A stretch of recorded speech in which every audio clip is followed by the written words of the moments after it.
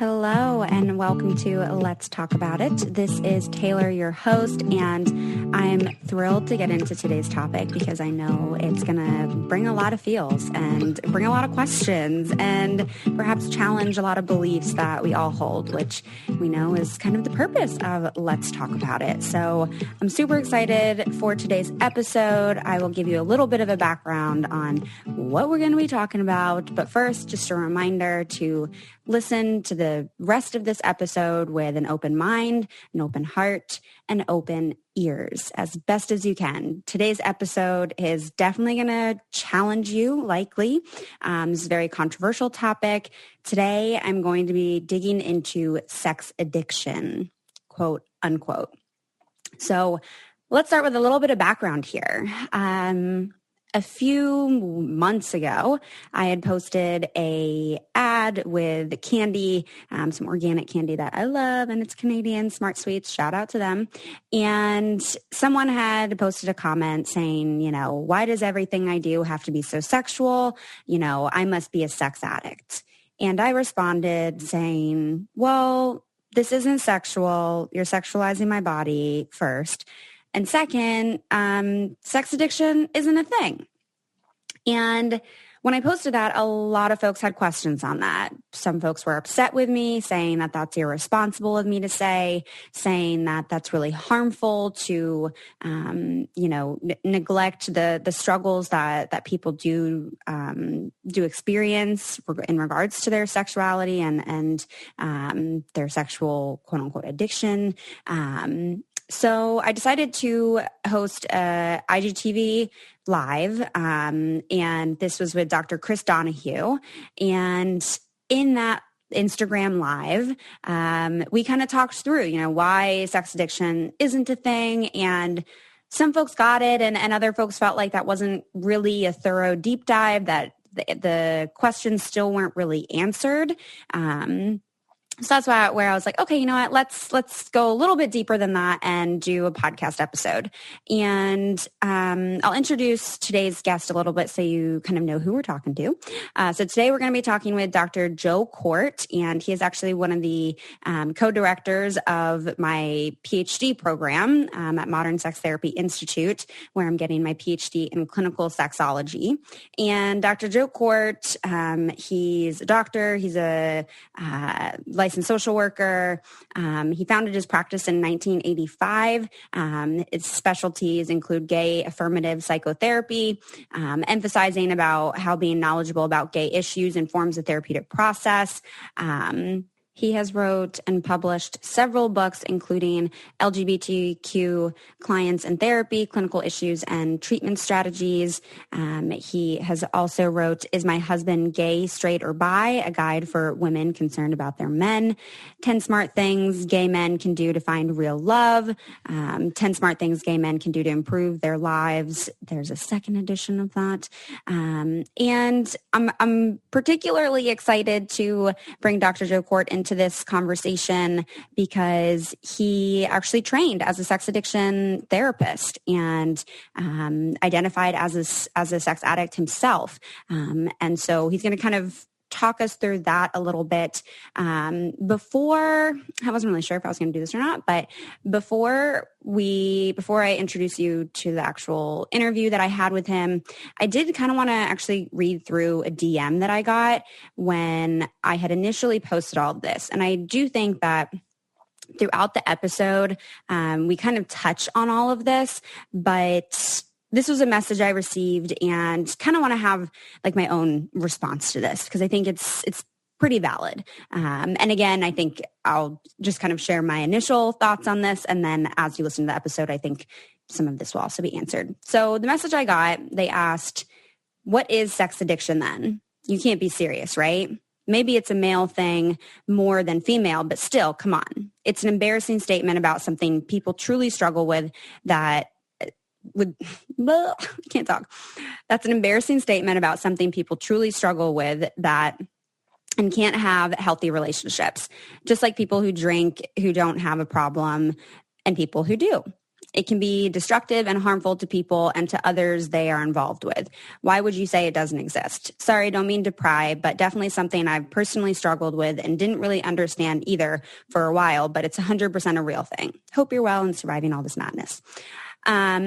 So my response to this is focusing in on people that struggle to have healthy relationships, that it can be destructive, that it can be harmful.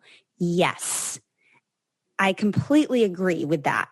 But I don't necessarily believe, nor does the research support, that the reason these people are having destructive and harmful and unhealthy relationships is because they have an addiction. They certainly might have compulsive behavior, and this is part of what Dr. Joe Kort's practice also specializes in out-of-control sexual behavior, and also responsible non-monogamy and monogamy. And I think a lot of the situations where folks are struggling with cheating and folks are struggling with being able to maintain a healthy relationship is a lack of sex and relationship education, right? Just around like how to actually have a healthy relationship, but also because our default is monogamy. And not to say that monogamy is a terrible thing, but for some folks, monogamy doesn't work. And we push ourselves into this box to say, we're going to be monogamous. We're going to be monogamous. I'm going to be completely fulfilled by everything in this one person. And sometimes you're not. And that's completely okay. And then we see this harmful and destructive behavior where people are going, kind of outside the relationship, where they are engaging in sex acts with multiple people. And we immediately look at that and pathologize it and say that, well, they can't help themselves. It's an addiction. It's a compulsive act, 100%, and certainly can create dysfunction. I don't mean to diminish any of that. However, there's nothing wrong with you if you want to enjoy sex with multiple people. And there's also nothing wrong with you if you are not fully satisfied with your sex life with your monogamous partner. This is actually kind of coming up for me right now as I talk through this. And let me see if I can pull it up here. I don't think I've done as this thorough of a intro prior to an interview here, but this topic really... There's a lot to it. And I've been watching the show Girlfriends from the beginning. I never watched it growing up. And there was an episode, I'm going to pull this up so y'all can see and y'all can maybe watch it yourselves. Let me see. This would have been in season 1 of Girlfriends and episode 13. It's called They've Gotta Have It. So after 3 weeks of dating, she goes through this thing. Oh, I'm gonna play it for y'all. And let me see if I can. Okay, that's our intro music. So she's been dating this guy, Sean, for like 3 weeks. He won't kiss her. Then he comes out and says, I can't do it because if I do it, then, I'm going to have to go all the way and I'm in recovery for sex addiction. She sits down with her girlfriends and goes through like the list of what makes someone a sex addict. And mind you, this was in, what year was this? Let me see. This was in 2007. Was this episode. So let's hear it. If he'd just come out of the closet, it would have been easier. That was he just walked out of the door after telling her that he was a sex addict. Guys, he says he won't touch me because he's a sex addict. Joan, do not take that lightly, okay? Michael Douglas is a sex addict. Catherine Zeta had to work that issue on her prenup.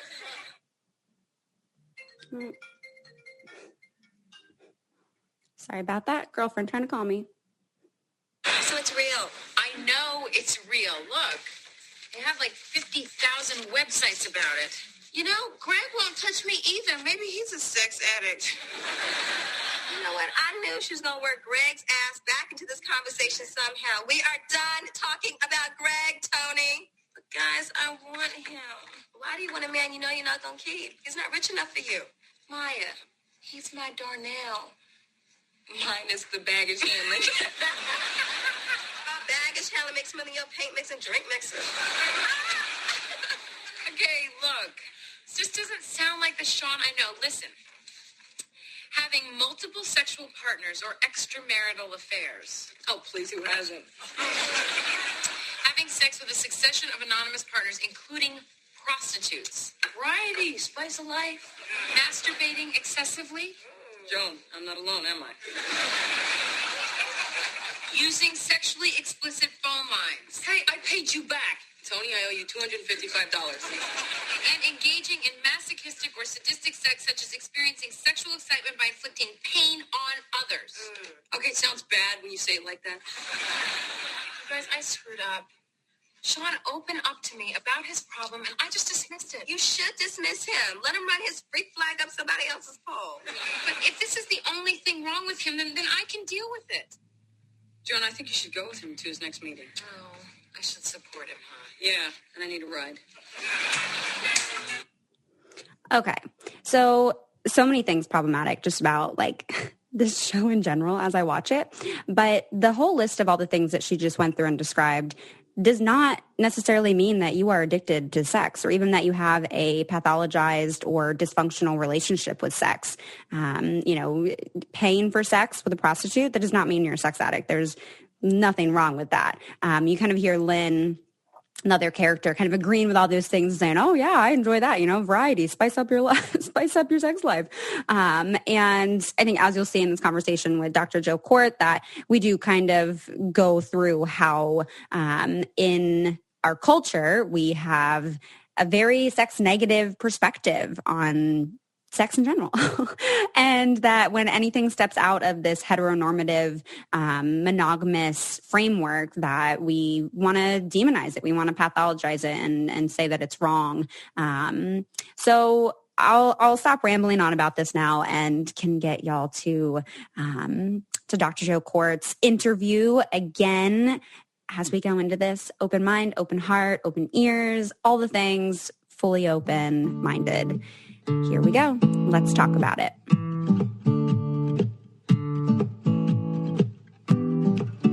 All right. So welcome, Joe, to the show. Thank you so much for being here with me today. Thanks for having me. Yeah. So something that folks might not actually know, you were actually one of my supervisors, and I met you through Modern Sex Therapy Institute, which is where I'm doing my PhD. And you are like one of the heads of the program. And folks have actually asked a lot of questions about the program and about like where I'm doing my clinical sexology program and all of that. So wondering if you could kind of start us off just introducing like how you kind of got started with Modern Sex Therapy Institute. Sure. Yeah. So I have actually been a therapist 36 years and became a sex therapist maybe 15, 17 years ago. And so I just started to get to know everybody in the field and everything. And I was actually teaching other places and for another continuing education company. And Rachel reached out to me and said, "We would love to have you start an LGBTQIA certification program. Would you be interested?" And that appealed to me. And I was able to create it myself, get faculty, topics, everything. And then we did that for a couple of years. And she said, "Would you be interested in coming on board with me, myself, and Ricky Siegel and being a co-director and a partner with us?" And that excited me. And I always liked the program because I always liked that they included supervision, right? So most of the programs for these sex certifications, you have to do, you finish the program, then you have $5,000 extra of supervision in 50 hours. But it's with us, you're done. And I was like, and on top of that, Rachel's so professional and such a high level of, standards that it was a no-brainer. Yeah. She is like definition of like a boss babe. Like she works it so much. I'm like, girl, how do you sleep? I don't understand. But definitely, I mean, feeling the most supported in this program than I think I ever have in any of my schooling as a whole. So I've been loving it so far. All right, we're going to take a short break right here. I want to remind all of you lovely listeners that we have an amazing sponsor of the podcast, BetterHelp. And I want us all to kind of check in with our mental and emotional states right now and just kind of check in and see how you're doing. Are you feeling satisfied? Are you feeling stressed? Are you feeling like you could use a little bit of extra support or that you need help? Either one is totally okay, and there's no shame in it whatsoever. And for those of you who haven't heard me talk about BetterHelp before, it's an online professional counseling service. So not a crisis line, not self-help. It is legitimate online professional counseling from licensed therapists. And in fact, they've actually had so many people using BetterHelp that they're recruiting additional counselors in all 50 states. So this little check-in here is for not only those who are wanting or needing support, but those who can also offer it. So I really want to encourage y'all to check out BetterHelp. As a listener, you'll get 10% off your first month by visiting betterhelp.com/talkaboutit. You can join over 1 million people taking charge of their mental health. Again, that's BetterHelp, HELP.com/talkaboutit. So be sure to check them out and take advantage of this little discount because I know sometimes therapy does not always feel affordable. So I'm super happy to partner with BetterHelp and to offer this lovely, lovely discount for y'all. So with all of that said, we can now get back to the show.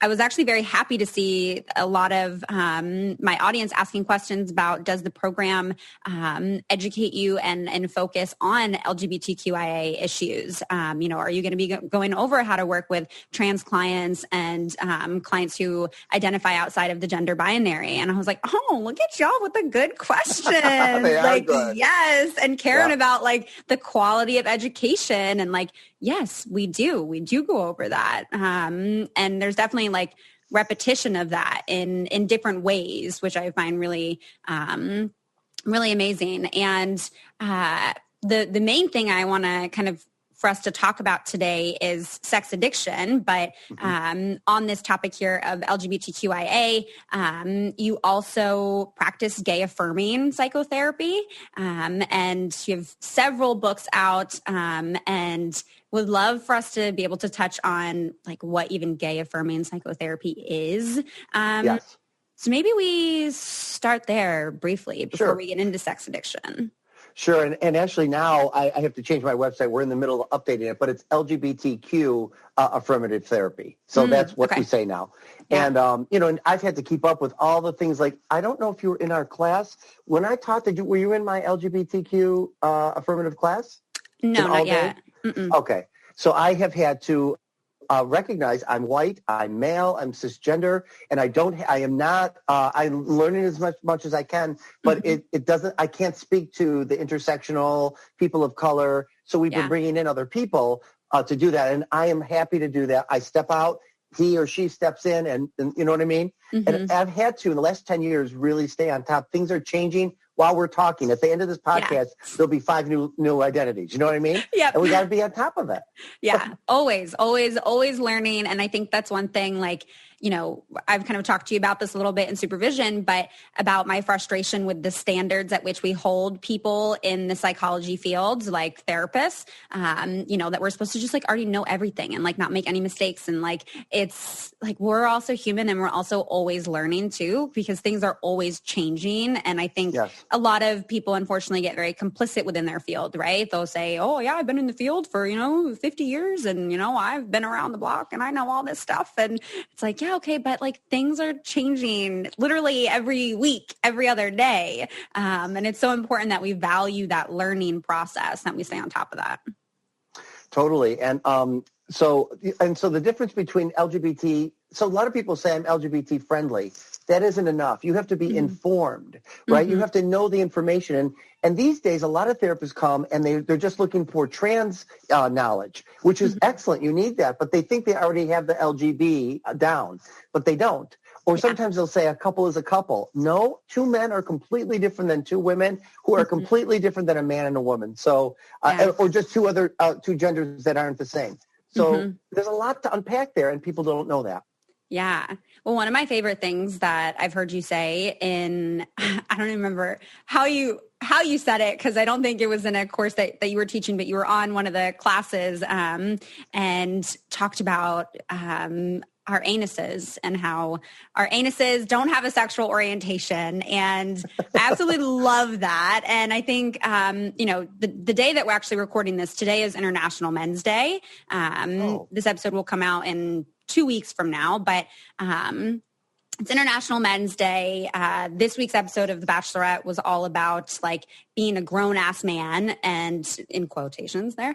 And there was so much of this like toxic masculinity, of this like macho man coming out. And I love that you are one of the people really like breaking those things down and helping kind of reassure in a way, which maybe reassure isn't even the right word, because it's like helping soothe heterosexuals' homophobia, but of like your anus doesn't have a sexual orientation. Like you can be a man, you can identify as a man and have a penis and enjoy anal sex, and that does not inherently mean that you are gay. Yeah, thank you. Yeah, right. And so a lot of straight men come to me concerned, or therapists think, oh my God, if you are receiving anal sex, you must be gay or at least bi. So yeah, I came up with your anus doesn't have a sexual orientation. And I knew I had arrived when Tristan Taormino, who wrote the book Opening Up, tweeted it. I was like, Tristan Taormino just tweeted what I said up here. That must mean it was a good thing to say. And thank you too, Taylor, for valuing it. Oh, yeah. No, absolutely. I think because it's like the perfect, succinct, concise, like clap back to that homophobia, insecurity of like, oh, no, like you can't touch my anus. Like, no, that doesn't feel good. Like it's okay. Like, first of all, even if it did feel good and that was, you then also decided that your sexual orientation was that you were more attracted to men and that you wanted to receive that, exclusively maybe from men, and that would maybe mean that you would be gay. Like that's also okay. That's not like a negative thing either. Yeah, you talk about this in one of your books, Is My Husband Straight, Gay, or Bi? Gay, Straight, or Bi? Can you talk a little bit about kind of what got you to write all of that in there, and kind of how you work with folks who are straight men who enjoy having sex with men? Yeah, so in my clinical work, because I've always worked with sexual trauma and men who've been sexually abused, I did not know today was National Men's Day. I think after we're done, I'm going to tweet about that. And because we only talk about male sexuality when men hurt others or get hurt themselves. And so most of the book is about why would a straight man be sexual with another man if he's not gay or bi? And we have all these misconceptions, right? The whole anus thing. Yeah. Some people enjoy they enjoy fantasies with other men, homoerotic experiences with other men, with their wives, sharing their female partners, cuckolding, hot wifing. Yeah. 2 of my chapters are on sexual abuse. So as a clinician, I end up seeing lots of straight men who are returning to the scene of the sexual crime. They have been perpetrated and assaulted by a male, and then they grow up. So they're not having sexual urges for men. They're having trauma urges. And so then they're sexually connecting with other men, which has nothing. Other men are into money. They get getting paid. And I've had some clients say they're cash sexuals. Like the money turns them on and guys will pay them. So they're willing I want to be cash sexual. I know, right? It can be something for a lot of people. And it is. You go to Twitter, there's lots of that on there. Yeah. And people just have the wrong idea. Like the whole anal thing. There's lots of gay men that never have anal sex. I am 57 years old. I have never had anal sex, received or given. It's not my thing. And I came up with a word called sides. If you're not a top, you're not a bottom, maybe you're a side. And it resonated with gay men. Doesn't mean I'm really straight. My butt doesn't have something to tell me. Hey, by the way, down here, you're straight. That's what, it means I'm a gay guy that doesn't like it. Yeah. I feel like I heard that term like maybe a year ago. I don't remember. And I remember hearing it and being like, oh, wow, like that's like very innovative. Like, yes, sides. It takes away the binary. Yeah, totally. Well, and again, like there are a lot of heterosexual women who don't enjoy penetration vaginally. Yes. That doesn't mean that they're not heterosexual or that they don't enjoy having sex that's not intercourse with other men. 100% agreed. Yeah. Gosh, so much to unpack here. I know. I hope people are really taking that in a non-sexual way or sexual way, if that's what feels good for you. Take it in if that's what feels right. So I want to talk a little bit here, a lot of it actually. I want to talk a lot about sex addiction. Before we get into like, is it a thing, is it not a thing, blah, blah, some of the questions that people asked, can you give us a little bit of background on your experience related to sex addiction? Yeah, so for me, I grew up gay kid, but I was out when I was 14. I was talking to a therapist about it, and it was a struggle, but it really wasn't horrible because this therapist really helped me. Mm-hmm. But I was also kinky. And I couldn't accept the kinky, and it was the 80s by the time I was at 20, and HIV and AIDS was just awful back then. And so I felt like I was able to come out gay, but coming out kinky, I didn't feel like I could do. So while I enjoyed what I liked, I instead pathologized it and thought it was something wrong. And I'd go to therapists. I went to maybe 3 therapists when I was in my 20s, and they said, no, you're okay. Let's talk about this. You can accept this. And I fired all of them until I finally found one that said, nope, you're fucked up. This is pathological. You're a sex addict. I'm like, thank you. Mm-hmm. So then for 25 years, I not only identified as a sex addiction therapist because I was so sex negative, I became a sex addiction. I identified as a sex addict and became a sex addiction therapist, which is very common. Most sex addiction therapists are identify as sex addicts. Mm-hmm. Yeah. And when you say that you were pathologizing these things about you, like what specific behaviors or kinks were you struggling with that you felt, this can't be right, like I need to pathologize this, that then was affirmed by the sex negative therapist? Yeah, just the fact that so a lot of people have a heteronormative way of thinking, even though I'm gay. So you don't like penetration. You don't always need orgasm. You're interested in those body parts rather than genital body parts. Sort of coming at me like, I had one therapist tell me, and she meant well, and she was one of my best therapists, but she told me I hated sex. So I don't hate sex. I don't like vanilla sex. That's not of interest to me. I like kinky sex. So it was that was where they leap to. And most of this is because the therapist, particularly sex addiction therapists, in air quotes, have no sexual health training, no sex education, zero. So they're basing it on their own bias, not on the client. Yeah. Oh, okay. So you got trained as a sex addiction therapist. Can you speak a little bit to what is even involved in that training? Well, it's not all bad. I'll say that. The part that's good is trauma training. I learned so much about trauma. I became an excellent trauma therapist. I learned a lot about addiction. I became an excellent addiction therapist. But when you started to talk about sex in healthy ways, kinky sex, any kind of that isn't mainstream sex, you would be judged negatively, like there was something wrong with you. In fact, as time went on and I became more sexually aware, people accused me of being provocative. I have emails that I've saved on the listserv of people telling me, you're borderline provocative, you're trying to make.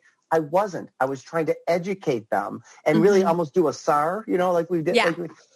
But so sex addiction therapy is really just about, you're talking about trauma and family of origin and addiction, but you're never talking about sex. And it's abusive and harmful, in my opinion. Yeah. And then go ahead. I was just going to say, is there like any kind of emphasis on like sexual health or sexual education for? Sexual health is missionary position and relational. Monogamous. And yeah, right. And the idea that is, if you come in, they pathologize the behavior. That's the problem. So if you come in and you feel out of control around whatever it is, then the treatment is stop doing that, and you can never do it again. So they're giving people eroticectomies. It's almost like a conversion therapy. You're into this? Sorry, you got in trouble with it? You can never do it again. So one day I said to them, what if missionary position, PIV, penis and vagina sex, heterosexual man and woman, they become obsessed with that and out of control? Do we say to them, sorry, missionary out, you'll have to figure it out? And they looked at me like I had 2 heads. But it was logical to say that. Yeah. It sounds like it definitely operates from a monogamous, patriarchal kind of framework. 100%.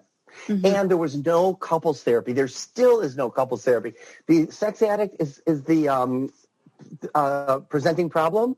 The partner is the injured, betrayed partner, and they go off to separate places. And when they bring them together, it's just about the sex addict, in air quotes, making amends, and the injured partner writing a letter about how injured they were. But no couples therapy. And I remember saying, even when I was in that field, this is ridiculous. This is not helpful. And couples would struggle for years unnecessarily. Yeah.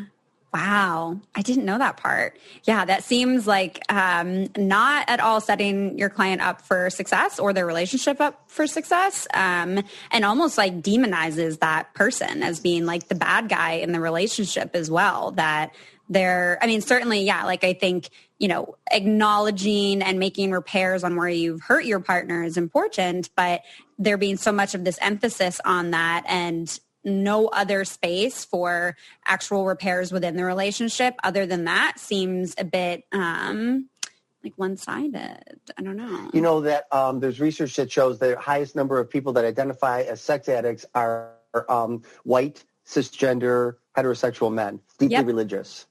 And then the second, I don't know if this is second, but she's on there, Black women are seen as that. So this is the stigma that's put on Black women. And I just watched a Lifetime movie. By the way, I'm a secret Lifetime movie lover. I love them, even though they're horrible acting. It's so good, though. And they had a whole sex addiction. It was called Addicted or something, and it was a Black woman. And she was the sex addict, and she was out of control. Such a stereotype. Yeah.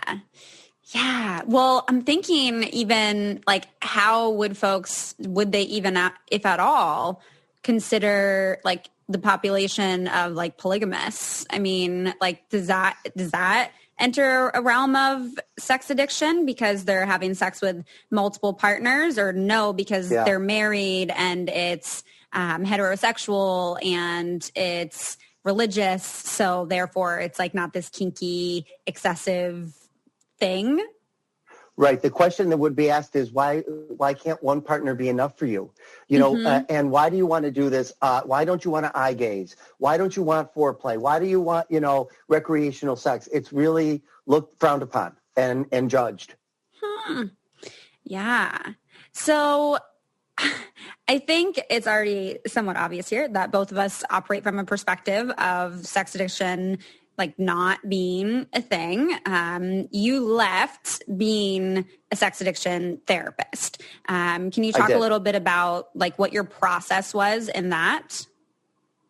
So many things. I was in ASECT and I was becoming a sex therapist. So the more sexual health information I started receiving, it started to conflict with what I had learned or not really learned as a sex addiction therapist. I started reading books from people that were attacking or challenging, I should say, not attacking. It felt like attacking at the time. This is why a lot of sex addiction therapists, you can't really talk with them and have a dialogue. They feel attacked because you're not threatening their professional. You're challenging them personally. Oh, my God. And I was one of them. But after a while, I was like, and then I had a client who he came to me and he said that he thought he might have a sex addiction. His wife felt he did, and which is usually the case, by the way. A partner decides, and then they both come in, and it's like sex addiction is thrown around like confetti in this culture, Yeah. And he said, I'm open to thinking this, but I think I'm just a guy I'm a high sensation seeker. I like having lots of different sexual partners. And he was so non-threatening to me, and he didn't challenge me the way a lot of my clients did.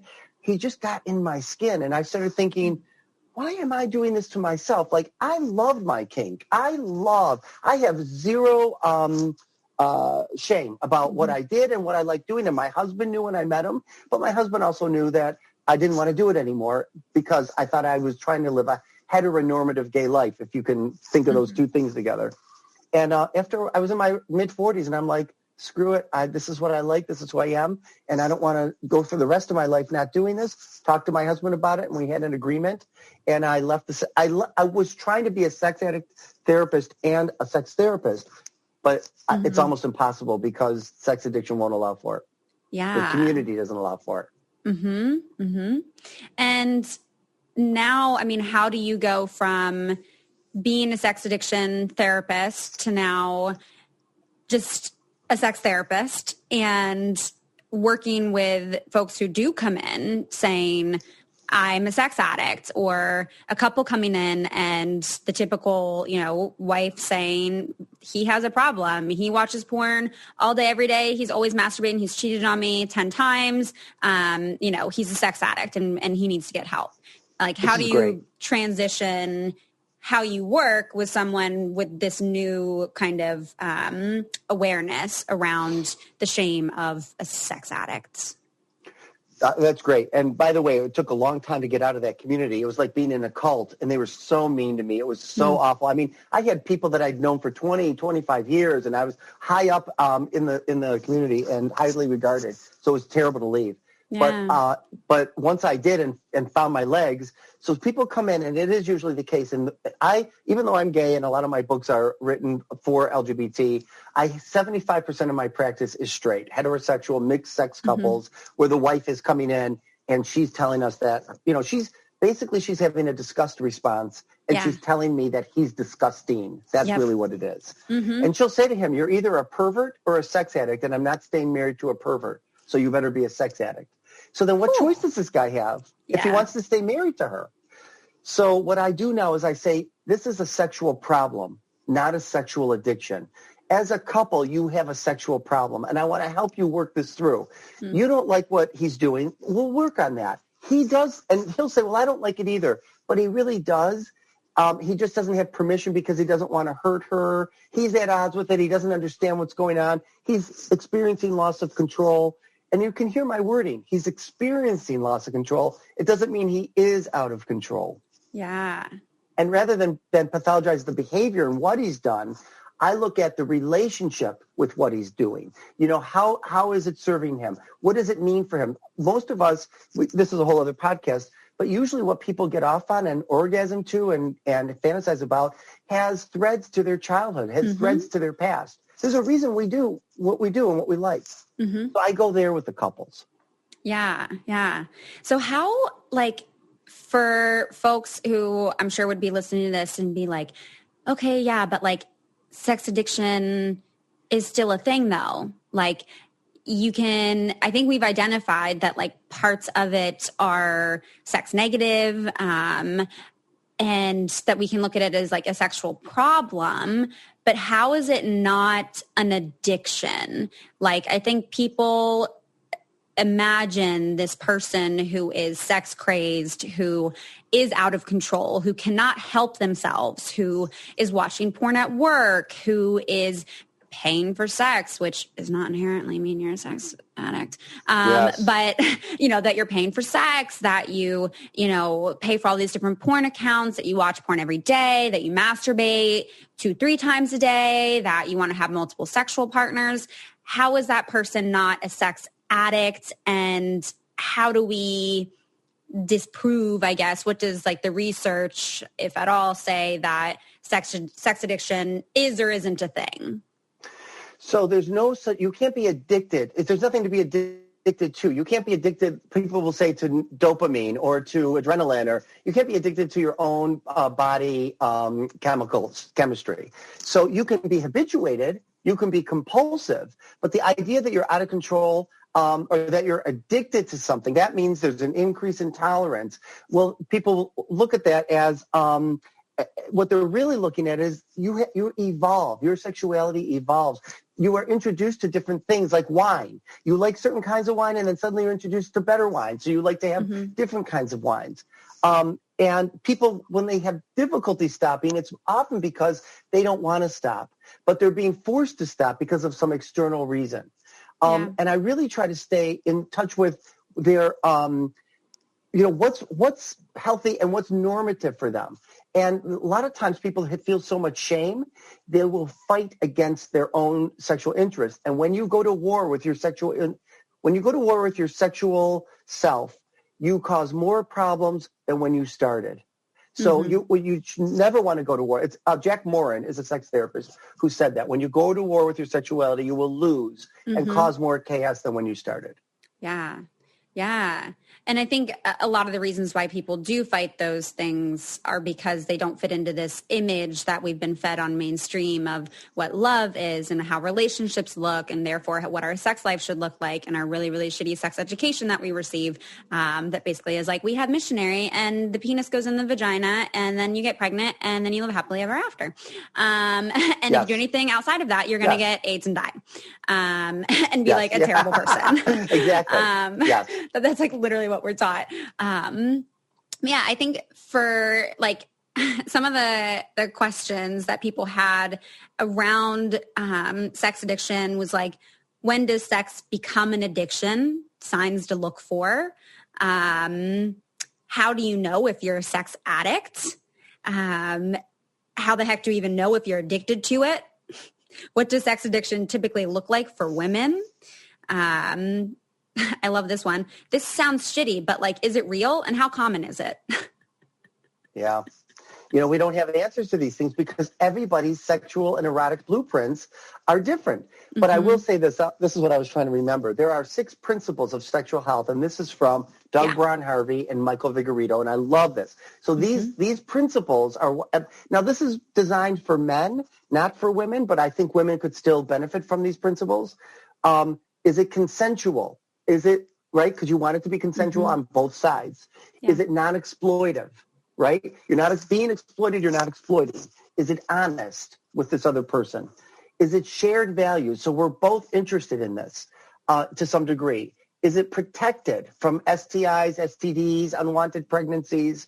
And is it pleasurable on both sides? I think what they're saying is if you can't line these things up and something's wrong, that's how you know that something might not be right. It doesn't mean you're a sex addict. It means you have a sexual problem.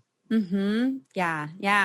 And I think like because I did a little bit of work with like substance abuse rehabilitation and dealing with folks who did have drug and alcohol addiction. And one of the biggest things was like, okay, is this causing dysfunction in your daily life? Like you're losing your job, right? And I think I at least haven't heard of any instances where like people can't stop themselves from masturbating or can't stop themselves from like having sex with someone. And I understand like addiction looks differently for different people. But I think that there's like this image that folks have of like someone who's addicted to sex, that they just cannot help themselves and they are destroying their lives. And just because it's a problem for your partner and that they don't like it doesn't mean like, and it causes dysfunction within your relationship doesn't necessarily mean that it's now an addiction. Right. It means it's a problem. Now, there are people that can't stop. So they may have impulse. We have mental health diagnoses already established. We have bipolar, impulse control problems. People have high testosterone, they have high sex drive, so they are high sensation seekers. There's lots of reasons why people do what they do. And, we normalize high sensation seekers when they climb mountains, jump out of planes. We think that's great. But if the guy's going to get in naked and masturbate while he's jumping out of a plane now or climb a mountain, now we're like, whoa, what's he do? Like it's erotophobia. People have already decided to have a negative experience around something that's erotic rather than not. Huh. Erotophobia. Haven't heard that one. It's the fear. I love that word. It's the fear and disgust of sex. Yeah. Well, and I think like particularly I see that with heterosexual white women in their monogamous relationships, that there is this erotophobia on their partner's end and these stereotypes of men being these pigs who just can't get enough sex and it's just disgusting, and they're so sex crazed. Like one of the questions that someone had asked was, how do you deal with a partner that came clean about a masturbation addiction? What do you do when your partner is addicted to porn and masturbation? And I think in both of those questions, there's an element of sex negativity, of sex shaming, of erotophobia on the partner's end. And it's just, It's a lot to unpack, but I'm also like, why are we even saying that it's a problem that this person wants to masturbate even 3 times in a day? Why is that a problem? So it could be a problem if they're doing it instead of or in place of being sexual with a partner. Well, now we need to look at why are you doing this? So let's think about masturbation is just solo sex. I've had women complain about men watching porn. I've had men complain about women using vibrators. And it's not about the vibrator and it's not about the porn. If you jump in and help the couple that way, you've lost them. You might as well go to Starbucks and give them their money back and have a conversation about vibrators and porn, you know? And the whole thing about porn addiction. Have you ever known somebody who couldn't get porn, so they robbed a bank or they broke through a porn store, if they even exist anymore, and got it? No. They're watching porn. There's nothing to get addicted to. It doesn't rewire your brain. We have no science that suggests anything like that. No legitimate science, I should say, that suggests that. It's solo sex. And most heterosexual couples don't negotiate solo sex. Gays and lesbians do.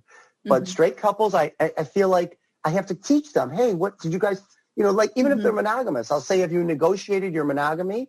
And they're like, what do you mean negotiate? Monogamy is monogamy. No. Can you flirt? Can you send dick pics? Can you talk to a webcam person in Romania? There's a lot of things. Yep. Yeah. Yeah.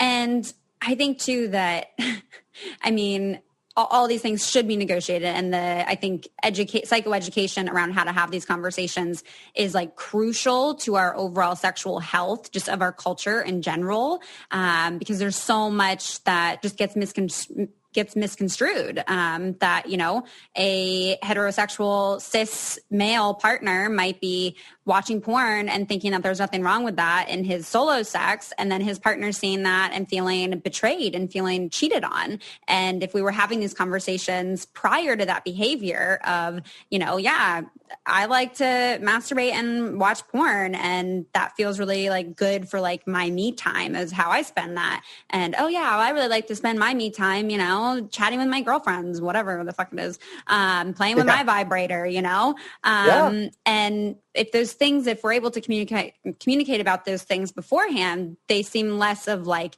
this big problem or like this betrayal when we see it. And I think so much of that too is like inherent in our default definition of monogamy, that like your sexuality is now ours and is now mine, and that is something that only we share together. And right. It's problematic. Instead of honoring erotic differences.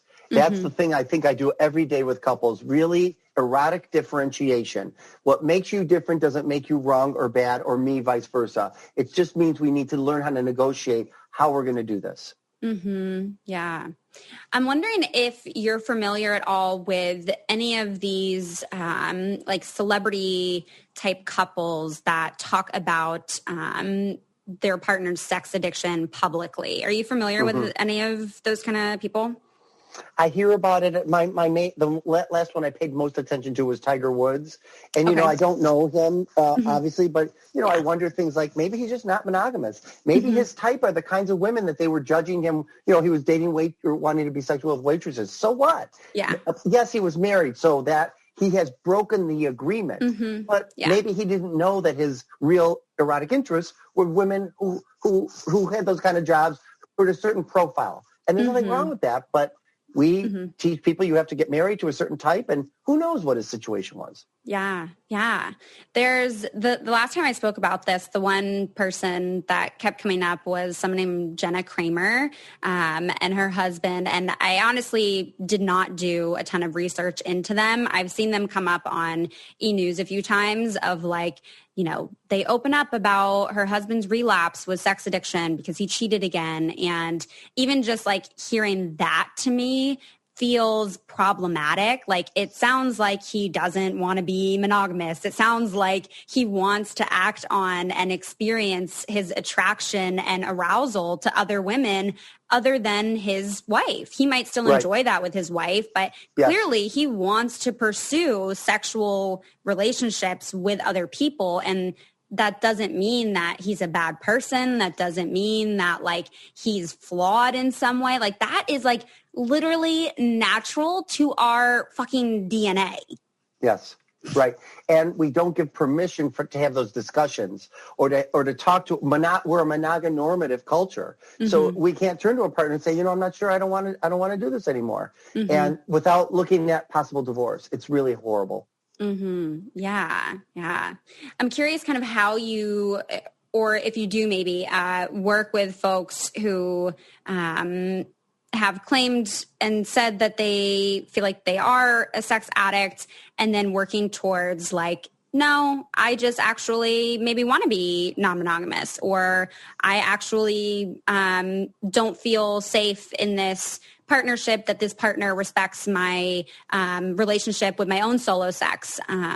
Like what that transition is, if you see that with people, because when I talked about this last time, there were people, at least in the Instagram Live, in the comments, feeling very upset that we were invalidating their entire experience and that they were addicted to sex, that they couldn't stop themselves, that this was something really hard for them, really traumatic for them, that they really, really had this problem. Like they felt so incredibly invalidated, and that it was harmful from therapists to hear this information. And so I'm wondering, like, when you are working with someone who comes in that framework, like how do they get to this other kind of side, if at all? Is there a lot of that resistance of like, no, I am a sex addict. I want you to like give me the treatment of being a sex addict?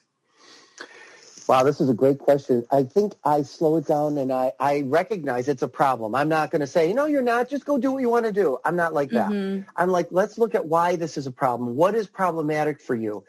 Well, my religion, my wife, my husband, whatever it is. All right, I get all that. Let's talk about what happens if I was with you, because you've made a decision to act on these behaviors, masturbate, watch porn, whatever it is. Mm-hmm. And you feel like it happened out of the blue, but it didn't. If I was with you all day yesterday, when did you think you made the decision? When would you turn to me and say, oh, I'm at the store here, but I decided at the store I'm probably going to watch porn tonight, but I don't think about it. But the decision was made 8 hours ago, like that. Mm-hmm. Like helping them come back to, you have agency, you have choices. You're not, if you're out of control, it would be from medication, it would be from impulse control disorders.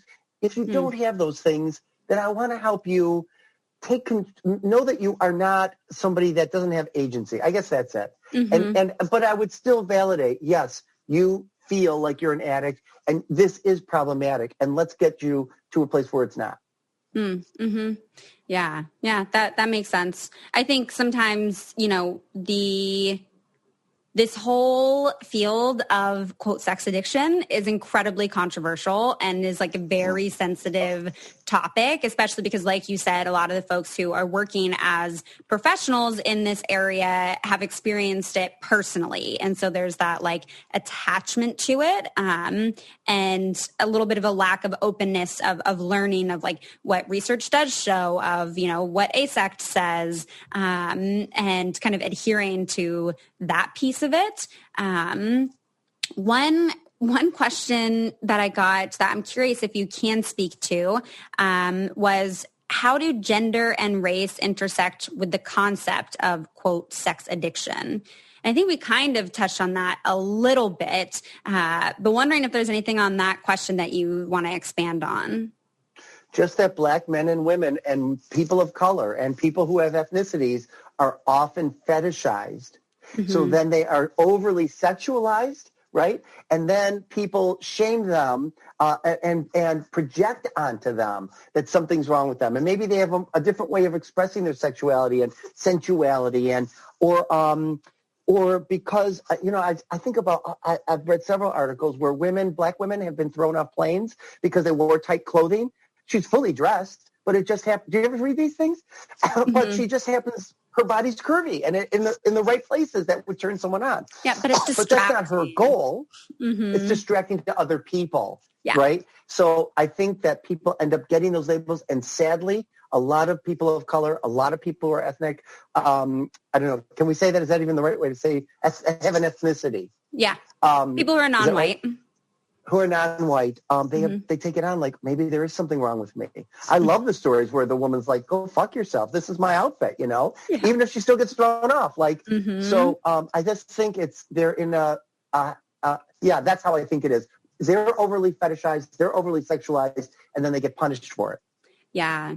Yeah. And I think like from kind of what we have spoken about, it sounds like the population that you see this the most with in terms of gender are cisgender white men. Oh, God, yes. Oh, yes. Mm-hmm.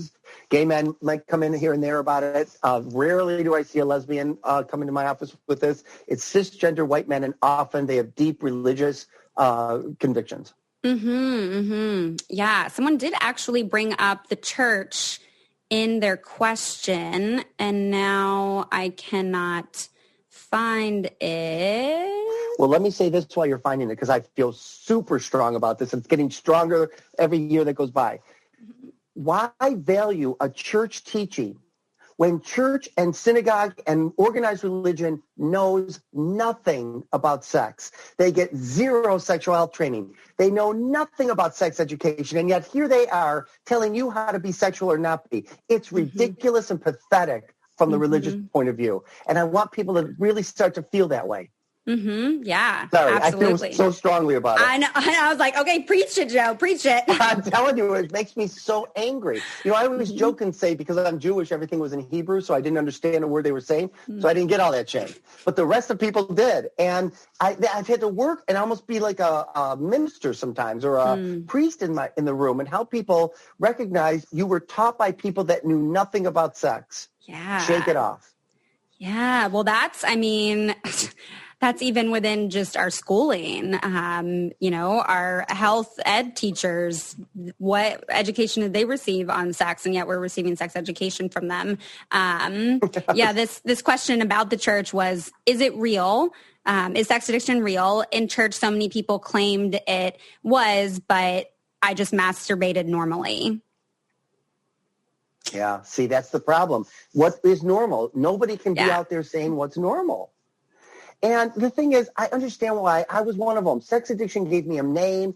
It gave me a treatment modality, but it was harmful. It's abusive. And I want to say something about porn, because people don't understand the science around porn is, yes, they've shown people watching porn and have all the science around it, but they're watching porn. They're not masturbating to porn. So we don't know what the brain looks like, and we don't really know what's going on when someone's watching porn and masturbating.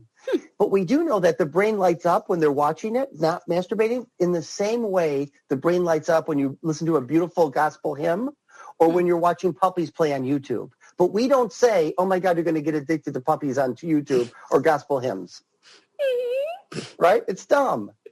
My boyfriend, he just keeps watching all these puppies on YouTube, and it's just really, I think he's addicted to these golden retriever puppies. And I feel I gotta stop because now I'm going to be insensitive. Yeah, I know.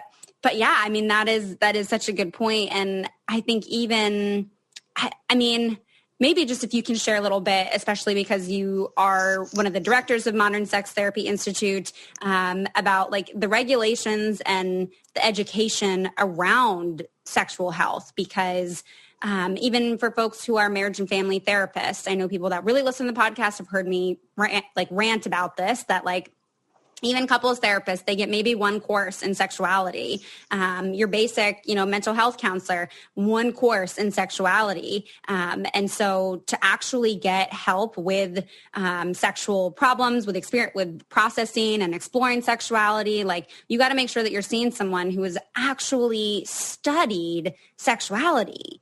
And I feel like there's, a lot of confusion for folks around this, because we hear, people at church and we hear people in school talking about this, and it's just kind of like assumed, oh, well, they're teaching or they're talking on this subject. So like, yeah, they're a person of authority. And so therefore, what they're saying is true, and I need to listen to that. And a lot of it is fear-based, which I think makes us kind of automatically be like, oh, I don't want that. Okay. Yeah, no, I'm going to follow that. But there is a huge lack of regulation around the education, for professionals in sex, and who can even call themselves, a sex educator or sexologist. So I'm wondering if you can maybe speak to that a little bit. Yeah, sure. So the truth is the mental health field has let us down, the trauma field has let us down, and couples therapy field has let us down because it does not include sexual health, and it really has banned it, really. It wouldn't let in sexual health. Yeah. So people think, well, I'm going to a couples therapist, they're going to understand how to do sex and help us be sexual. Nope. Even with sex addiction therapists, people think they're sex therapists. They are not. So the consumers really should ask their therapist, how much sexual health training have you received and what type? And do you have any certifications? So the regulations are, people can say in our field that they're sex therapists. I don't think you can do that in Florida. It's the only state. Florida is the only state. Everywhere else, like here in Washington, I could be like, yeah, I'm a sex therapist because I talk to my client about sex and have zero training in it. Like literally have my master's in clinical mental health counseling with one course in sexuality. And I could sit here with zero certification and say, I'm a sex therapist. It's really wrong. It's as bad to me as saying I'm an LGBTQ affirmative therapist when I've never taken any trainings. I'm just friendly. I just I'm just like, so really you want to ask them if they're certified. So ASECT, American Association of Educators, Counselors, and Therapists, is a certifying body. And so you want to ask what program did they go to and where did they learn? Because really you're in our program. You're spending hours and hundreds of hours, supervision and trainings and thinking about it. You're working on your dissertation to desensitize you and educate you. But no one can say they're a certified sex therapist through ASECT. I guess outside of ASECT, I have seen people say they're certified, but they're not ASECT. And ASECT is the gold standard in this field. Yeah. And it is it's a lot of work to get certified by ASECT too. So I feel like it's definitely not super accessible for a lot of folks. But, when I first kind of started talking about sex addiction, I was like, yeah, okay, look to the DSM, not in there. Look to ASECT, not in there. And certainly DSM has its own heteronormative patriarchal problems to begin with 100%. pathology.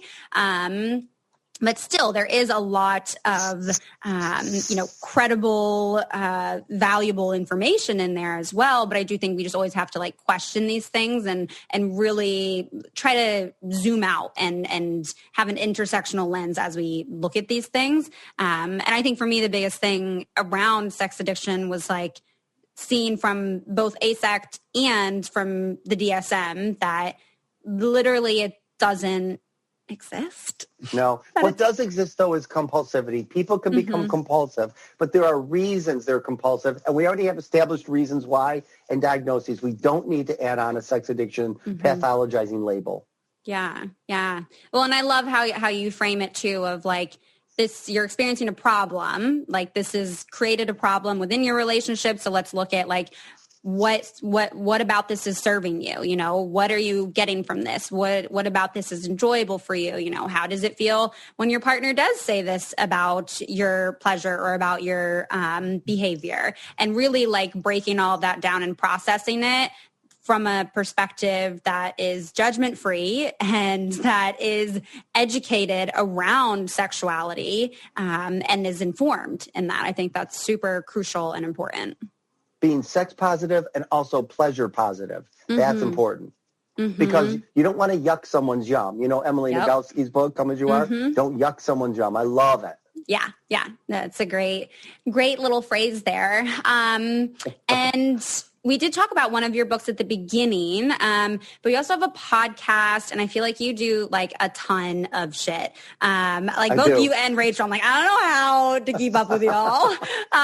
But would love if you could share a little bit of kind of where people can find you and follow your work and all of that.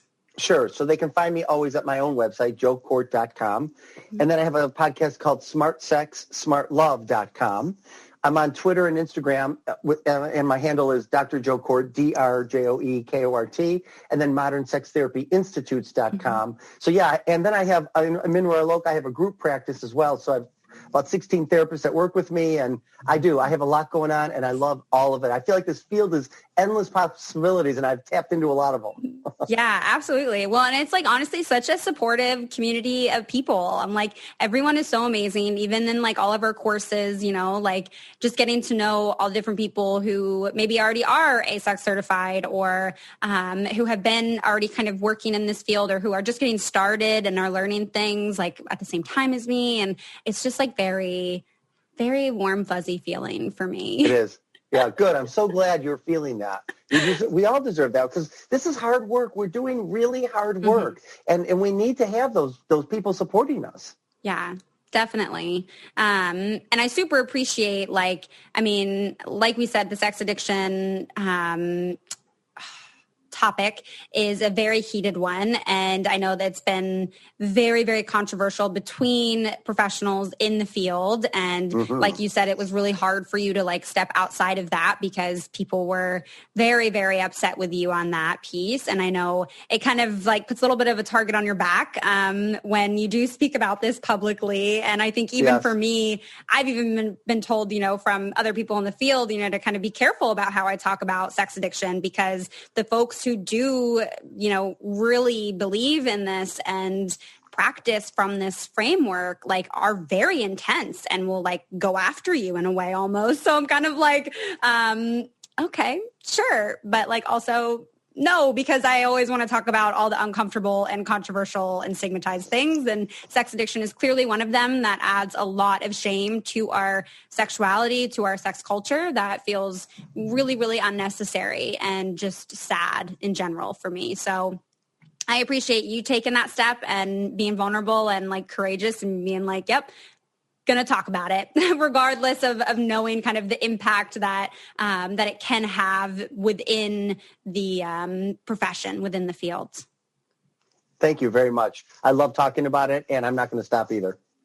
Yeah, I love it. Well, thank you so much for coming on here and for sharing a bit of your personal experiences and professional experiences and education and knowledge. All of it is so incredibly valuable. So again, we will list all of the resources and links to all your things, the books, the podcasts, the website in our episode notes for people to check that out. And thank you so much, Joe. I super appreciate all of your Thank you. Here.